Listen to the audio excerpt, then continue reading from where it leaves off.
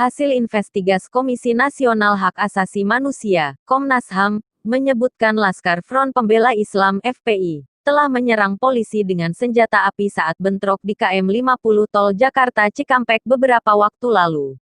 Lantas siapa yang menyuruh Laskar melakukan itu? Pengamat kepolisian dari Institute for Security and Strategic Studies ISSS Bambang Rukminto mengatakan biasanya sebuah organisasi memiliki standar operasional prosedur, SOP atau aturan disiplin organisasi.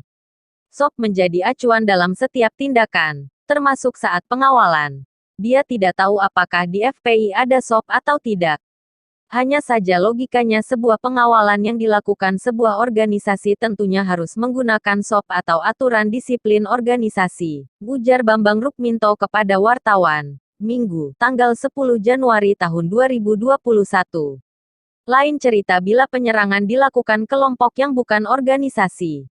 Menurut dia, kecil kemungkinan setiap pergerakan anggotanya berdasarkan SOP.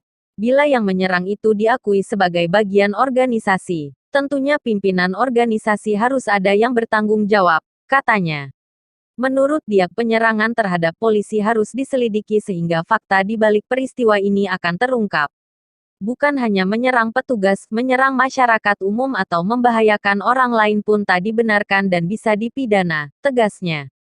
Pakar Hukum Universitas Indonesia Indrianto Seno Aji mengatakan rilis Komnas HAM harus ditindaklanjuti secara tuntas, terutama terkait penyerangan ke polisi.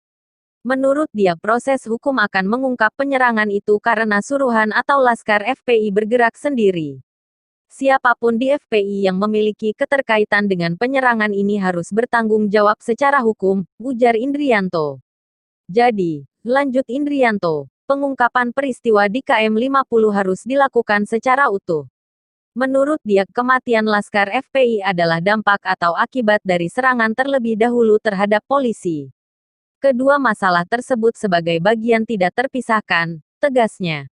Komnas HAM menyampaikan, peristiwa bermula dari mobil rombongan Rizik Syihab yang dibuntuti polisi sejak keluar gerbang kompleks perumahan Denatur Mutiara Sentul. Rombongan Rizik keluar di pintu tol Karawang Timur dan tetap dibuntuti.